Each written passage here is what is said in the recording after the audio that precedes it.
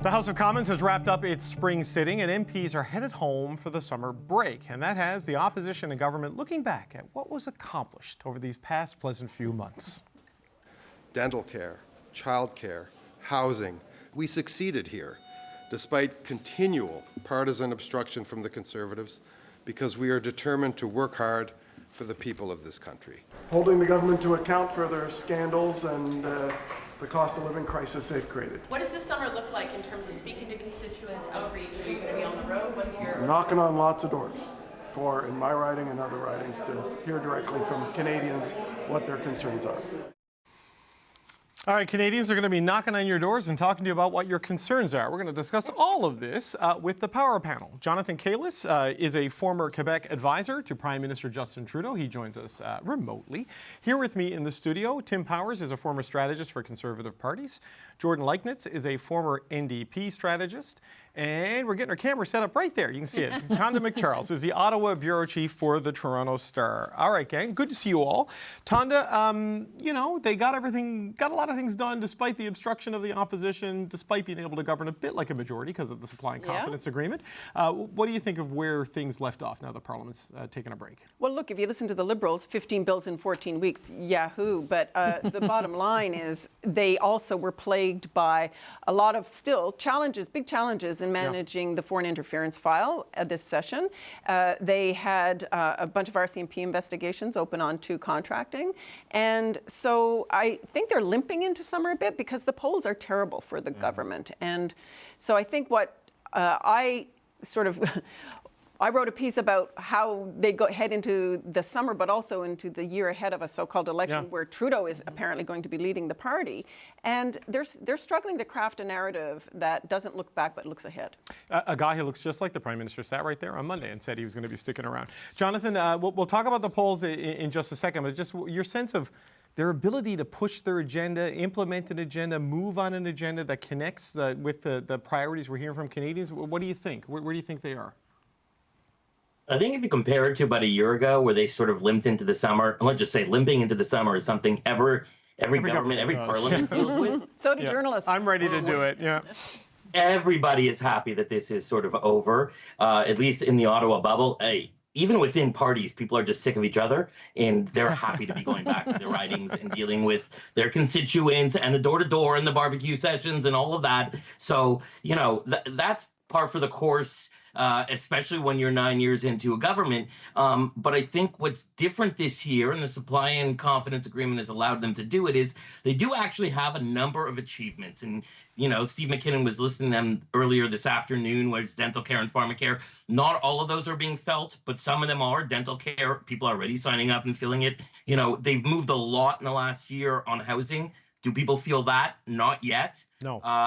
You know, there's a change on interest rates and inflation, and things are not where they were a year ago at their peak bad, but they're not good yet, and they're not being felt yet. So let's see what the summer does. Last year was where they limped into the summer and things got worse. Be curious to see what happens this year. Well, this is the thing, Tim. I remember, you know, when we left, you know, when Parliament rose last year, everyone was kind of looking ahead to the summer Liberal caucus retreat where people were getting ready to give the government a piece of their mind, and they did from the backbench, and they sort of shifted and changed their priorities and became a bit more responsive, at least internally. Do you think we're seeing the fruits of that in terms of where they are on their legislative agenda and what they've been able to tackle? Look, you can't argue that they haven't passed things. For sure they have, but I challenge both Tonda and Jonathan. If they could limp, they'd be happy. They're stuck. Look, they did get a lot done legislatively. That's fair for Steve McKinnon to say. They have tried some different things, but they've not moved. If you look at the polls as a barometer, if anything, the only thing that seems resoundingly clear, despite what the Prime Minister said to you about his intentions, is doesn't matter what the message is that they're trying to push out or the record of success as they see it that they're trying to put out, it's just not being received. So you can, you know, have a wonderful game of virtual reality here in Parliament and hope that it's connecting, but it's not the case. So you talked about last year. You remember last year, oh, we'll shuffle the cabinet. That was reset number one. Oh, we're going to have a cabinet retreat. That was reset number two, and there are about 45 resets in between. They haven't found a way to move yet. There's no evidence yet that they know how to do that. There might be a bright little sign, as Jonathan alluded to, in the shift on interest rates, but I don't think they're going to get much credit for that. They aren't yet, anyway. So Jordan, the things that they have put into the system that people are starting to feel, certainly dental, the New Democrats will take credit for that because, let's face it, they pushed it. It started with them. The housing focus has been urgent since Sean Fraser got into the portfolio, going back to the caucus meeting in London, Ontario. But as Jonathan says, that's 5 to 10 years before you start to feel that. Yeah. So in terms of policy levers, like where are they and what they've been able to pull at this point and what could be next? Yeah, I mean, I think it's really interesting that when you look at the accomplishments that they're talking about, a lot of those were brought through the Confidence and Supply Agreement. In a way, it's an agenda that was imposed on them. It's not one that they would have necessarily freely chosen. And so I think that that's something that's really a challenge, because on the housing file, you're right that any real changes on that are years away. I do think that they've done a lot better on the housing, on the communication side, which matters. But the challenge that they have is that their main messenger and the Prime Minister is simply not reaching people anymore. People are just kind of done listening to him. And so I actually think it's a lot less about the policy levers that they're able to pull now and far more about how people feel with respect to him personally. And that's not good news for the Liberals. I think actually, if I were them, I would be even more concerned that after this, I think it was a pretty pivotal session where we're seeing that 20-point lead that the Conservatives have really entrenching. And they've tried so many different types of resets, as Tim talked about, and none of them have made a difference. And that should be really worrying. Yeah, we're going to talk about the polls a bit more in depth in the next segment, because we do have some fresh numbers out that we want to show. And we've got, of course, the by-election coming up on Monday. But Tonda, in terms of, I think you'd look at the situation the government got in as the affordability crisis just started sort of like taking off across the country. Their priorities seemed to be out of sync, with the priorities of Canadians. And Pierre Poilievre was able to sort of smell that and grasp onto it and shape it in some ways. Do you think they've moved in a way that they're sort of matching him on that, or is there still a gap in terms of their ability to see the issue, spot the issue, and react to the issue compared to Mr. Poilievre? I think that it's not so much that they didn't have concerns around inflation and affordability in their sights throughout pandemic, hence all the spending that they did to provide income supports for Canadians. But coming out of pandemic, I think the political and communications mistake they made was to basically tell Canadians everybody's going through it, and don't worry, and it's a challenge for everyone, and it's not our fault, it's supply chain this and globalization that and blah, blah, blah. And so it's womp, womp, womp, right? Yep. And so I think that that gave Poilievre the opportunity and the trampoline for his narrative. He could say, you do not care about Canadians, when in fact their track record showed they were pouring money into Canadians' healthcare, be it healthcare or income supports, and we're trying to haul that back to get a hold of the spending. But by that time, they'd lost the narrative. And that's where I think we still hear the government struggling, because they're always looking back at give us credit for what we've done. We've done this, we've done that. We led through Trump, we led through NAFTA renegotiations, we led through pandemic, we led through global financial crisis. Great. What have you done for me lately? What are you going to do for me now? And there's their communications challenge and their governing challenge and their campaign challenge. But so, Jonathan, to go through that list of things that Tonda talked about there, I mean, all of those things are true and all of those things are important, but you kind of have to do three things in an election campaign, and that's defend your record, critique your opponent's record, and then convey a plan for the future. And it's that last bit that seems to be the challenge at the moment. Well, we could talk about, the timelines. We're saying we have about 15 months left till an election, probably. I don't know anybody wants to bet on it, but somewhere around there. And so are they out of time? Well, we'll talk about the polls, the numbers specifically in a second, but the polls slowly follow what's happening and things take time. So whether it's implementing policies, that takes time. It's very easy for an opposition when you're in a tough moment, when there are things very clearly to point at that are affecting people's day-to-day lives, and we've been talking about them for the last 2 years. It is easy, and Pierre Poilievre sees the moment. He's very effective at that. What we're going to be watching over the next, 3, 6, 9 months is as things start to ease up, and they are slowly easing up just in terms of affordability and the interest rates. No, we're not going to feel that today.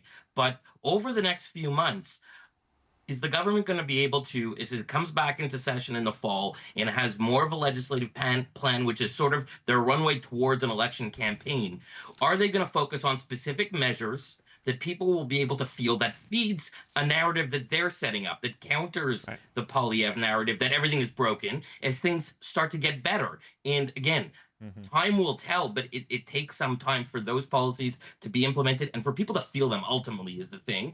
And so in a year from now, as we're ending the session and going into the campaign summer, will people just generally be feeling less angry? They'll target the government less. And therefore, what will Polyev have as his ammunition other than just pointing at the government saying they've broken everything? He's going to have to present an alternative as well. And that's where we're going to see a clash of ideas, hopefully. Yeah, maybe. Jonathan makes a good point, as he usually does. But look, everything they try and do as a signature policy to separate them, to create that space, to get people coming back to them.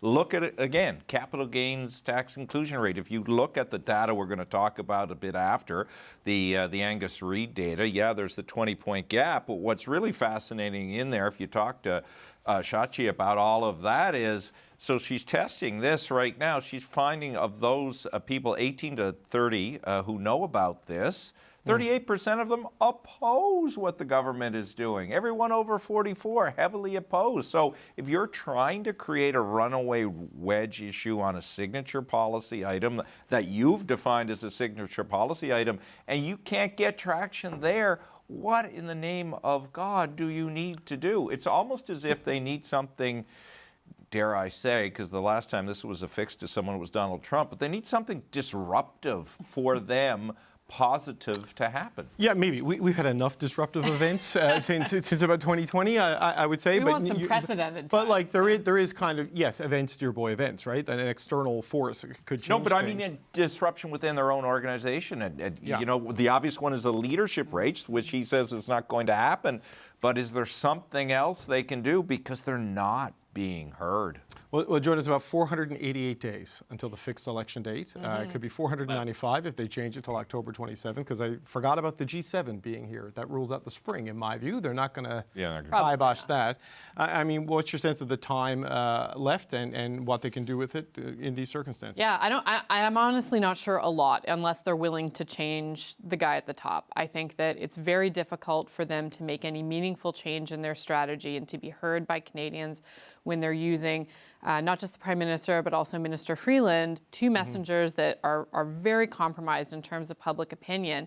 And I think actually the capital gains inclusion rate case is a great example of that. I would argue. Are you on side now? No. Okay. I still think it's not big enough. But I think they, the Liberals and Conservatives really fought to a public opinion draw almost on this. I think, and that's bad because this was a trap that the Liberals set out specifically. And so if on a topic that they actually carved out and defined themselves, if they weren't able to really carry that message and persuade people, I think it's not really a hopeful sign that their current set of messengers is serving them well. Okay. Well, the Liberals are going to try to hold on to their seat in the Toronto St. Paul's in Monday's by-election. We have a new national poll from the Angus Reid Institute, which shows the Conservatives with a 21-point lead over the Liberals at 42%. The Liberals and the NDP are within the margin of error with 21 and 20%. The results are more dire for Trudeau and Singh when voters are asked who would make the best Prime Minister. 33% say Pierre Poilievre, but 29% say none of them. And Trudeau and Singh are tied at 14%. How do Liberal MPs feel about this as they head into the summer break? The Conservative Party is singularly and only focused on elections and politics, and that would advantage them in a non-election period. But I think at some point in time, people are going to say, "What the heck have you done?" I don't really pay attention to the polls. I connect with my constituents, organically. We're doing good things. It seems as though the electorate has tuned out. The campaign's going to matter when people start to focus in. Just work harder and just make sure that you get the word out on the work that you are doing. There's no magic formula to this. All right, the Power Panel is here to talk about that. Jonathan Kalis, Tim Powers, Jordan Lakenitz, and Tanda McCharles. And I was going to say to Liberal partisans watching at home, yes, we're talking about polls. You know who else is talking about polls? The Liberal caucus, the Liberal cabinet, and all the Liberal political staffers, and they don't think the numbers are fake. They're worried about them. So, Jordan, about this, you heard there Sean Casey saying it feels like the country is tuned out. I mean, they are openly saying on camera, we have a problem in that nobody is listening to us, and privately, some of the concerns are more dire. When you see those numbers, you look at this must-win by-election for them coming up Monday. What do you think of it all? The stakes are huge. There's no question. I think that especially coming into the summer where this is really the last big bit of political news that's going to kind of send people off onto the barbecue circuit, it's hard to underestimate the importance of that for the story that's happening generally about the Prime Minister's popularity, but also internally for the Liberals and the conversations that they're having with each other. And I think it's notable the amount of energy that this by-election has occupied for Liberals, not just in the party, but for caucus, for cabinet, for people to be thinking that much about a by-election at this point. It's definitely not ideal if you're in government. And I had a chuckle listening to some of those explanations there because I've been on a few losing campaigns and I've heard every one of those. So I think, you know, when you start to hear people making those comments publicly, for sure, you know the conversations behind closed doors are even more concerned. Well, Jonathan, as someone who speaks to Liberals behind closed doors, I'm wondering what you're hearing from them. I mean, I don't know if Anna Vancouver really doesn't pay attention to polls. I think, you know, a guy who raced for his life probably does pay attention to polls before he got into politics. Stats. Yeah, exactly. I mean, what do you think? What's your expectation for Monday, and what do you think the anxiety level is inside your party for Monday? Well, let's start by saying that people who say they don't listen to polls, yeah, I don't believe them. And they say that when the polls are bad. When the polls are good, they somehow use them to their advantage. They'll throw it into, you know, this is why we're doing so well. So, you know, we all understand what the polls are. And, you know, taking national polls and trying to extrapolate what that's going to mean for riding in Toronto that has been a Liberal stronghold, but that had an incumbent, you know, MP who had been there for 26 years, it's a different dynamic. And so it's very hard to predict. What the polls are showing, and this was a busy week of polls. I saw 4 polls this week. They sort of varied from Nanos, which was way less bad. It was 14-point difference after a 12 last week. And then the Angus Reid one was much worse, you know, and the others were in between. Basically, I see one thing that stands out interestingly, and that's that the NDP, other than maybe this Angus Reid poll, which has them close to the Liberals, really haven't moved the dial at all. And while they have been, you know, going around the country, every time they hit media, every Jagmeet Singh speech is about how he's brought all of these different measures to Canadians, it's not resonating. And it's pretty static. And his negatives, in fact, are up. Now, likely that's because of the supply and confidence agreement and the overall general mood of the electorate. But, you know, the Liberals, they are generally in danger when the NDP is strong. And right now they're not. So, yes, they're trailing a lot in these polls in a snapshot in time. But, you know, again, it's what I said in the earlier segment. It takes time for things to move. We saw last summer, after months of bad inflation numbers, then the interest rates went up. And in July hit 5%. You know, that's when it hit that peak. That's when the polls split. And then the polls jumped in the double digits and haven't gone below. Before that, it was in single digits and even very close. So is that the pivot point that we're now going to see maybe some change? Again, there's no evidence of that right now. But to extrapolate it into St. Paul, it's going to be a turnout game. It's the ground game. And then it'll be the spin at 9:30 on Monday night, what it actually means nationally. Okay, and I take your point that it's hard to take national polls and extrapolate it into a particular riding. But we did see in Durham, and I know people said not to read too much into that, this panel, I believe, but they won that seat, the Conservatives, with a majority level margin, right? A big margin, the sort of margin they got when Harper won his majority in 2011.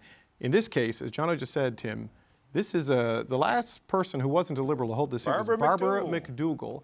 And it's down to a get-out-the-vote effort against the Conservatives. That is some scary dynamics. The Liberals think they're going to hold it, I think. but that's still not comfortable. Well, first of all, full credit to Jono. Not since Connor McDavid got through those two Florida defenders last night. He made it about the NDP? Yeah, I know. Yeah, I know. He made it about the NDP. Jono, you watched that, didn't you? That inspired you for today. I don't know who you're going to pass the puck off. Showing spirit. Because I'll get to your question in a moment, but the Angus Reid poll and a previous poll of ours had these two very interesting numbers at the end, and those are when you add the Liberal and the NDP together, they're still less than the Conservatives. I think if I'm a Liberal and I'm looking at that, that probably has me more concerned than anything else. Jono's right. There may be an opportunity in his McDavid-like maneuvering there to take some of that NDP vote, but there's just so much anger there towards Trudeau. That's going to be hard to do. I don't have a clue what is going to happen in St. Paul's, but I haven't heard that much buzz or this much buzz as in it being competitive about a strongly held Liberal riding in a long time. What's really interesting to me are that Conservatives are really downplaying it. So the expectation probably is they will do better than they have before. I don't think they think they're going to win it, but they're setting the conditions for doing so if they do, because there's another challenge that happens that I'm sure the Liberals wish they had at the moment. If the Conservatives win St. Paul, then the spotlight starts to switch more vigorously to Pierre Poilievre and sort of defines him as being, on a train that can't be stopped to victory. And they're going to have to get into a whole expectation management exercise, which may accelerate the Liberals' desires that he's more firmly scrutinized. So the Conservatives, interestingly, keeping more quiet than they normally would on these But things. also, there's another thing at play there where Conservatives may also be saying, don't worry about us. We're not a factor here. I was told 0% chance of winning. That also, though, plays to the hope that Liberal voters in the riding won't think that their vote really does matter and won't show up, but the Conservative vote may. So anyway, what I'm hearing is it could be as tight a margin as a 3 or 5 point split there, or margin of win. Yeah. And that in and of itself, I think most people agree, except no Liberals on the record, is going to pose big challenges for Trudeau. I don't think it's going to be the motivator for him to say, I'm stepping out. But I do think it might be the motivator for people in caucus suddenly who see, my GTA seat or my Greater Vancouver seat or my Greater Montreal seat might be at issue here too, right? Then there might be more elbows up. Then there might be a more public call than we've heard to date for Trudeau to consider his options. Do you think so? Because I don't know. God, they never say it. Well, like Ken McDonald, we saw him go. No, but it's just Ken, right? Ken has sucked the oxygen back into his mouth after uttering the words. Yes, he has, because he wants to run for Andrew Furey provincially, and Andrew Furey's got his own challenges in relation to the Prime Minister. Would like a Newfoundland translation. I'm happy to give it to you after. Sorry, there's 3 of us here now. But like Ken McDonald went public and said he's past his best before date. The government, he's got to go. And roundly, there's probably a woodshed involved. People point at St. Paul's and say, if this goes bad, like a loss almost certainly brings people out. I still don't know. I just don't know if there is that kind of a courage inside the caucus and a leader to go behind. And today, I'll tell you no. Because the conversations I've had all week and even today are still, Trudeau is not going anywhere. No one's pushing him. He wants to stay. It's his decision to make. No one's pushing it. This is only a conversation among all you folks. Yep. And everybody I talk to on the street. Yeah. It's just a conversation between all of us folks and 1,000 Canadians with a margin of error. But Jordan, to go back to Jonathan's. I was going to say Jonathan's fishing, and I want to bite. But his stick handling. Daryl Bricker from Ipsos made the point that the NDP are not benefiting from the appetite for change out there because they've so closely aligned themselves with the government that they've surrendered the mantle of change. Yeah, well, I think for sure there's no question that the confidence and supply agreement are putting some downward pressure on Jagmeet Singh's personal numbers. But I don't think that's the same thing as saying that there's no potential for them to benefit. And of course, we don't know what's going to happen with the agreement in the next few months. Right. And I think that Singh and his team are likely looking very closely at these numbers and about the need to chart some distance from the Prime Minister, who's incredibly unpopular, as they roll into the pre-election period. So that may be something that they're contemplating over the next few months. But look, I think it's actually notable that we haven't seen a ton of movement in the NDP numbers. In a normal circumstance, where you have a conservative Conservative leader as polarizing as Pierre Poilievre, you would expect to see a rally around the flag effect with the Liberals. Right. And that is not happening at all. There's really no erosion to those NDP numbers.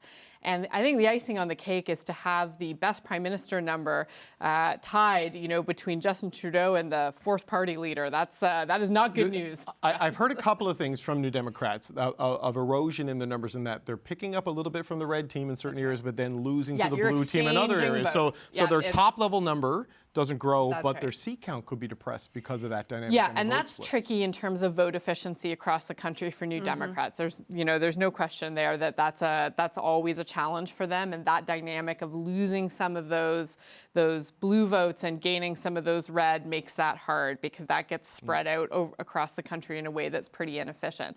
But I think that it would be wrong to assume that nothing can change in that dynamic around leadership in the next few months. Okay, and just to let everybody know at home that the House has officially adjourned as of 6:01 p.m. Eastern Time. They are adjourned until Monday, September 16th at 11 a.m. Eastern Time. Tanda is fist pumping here off camera.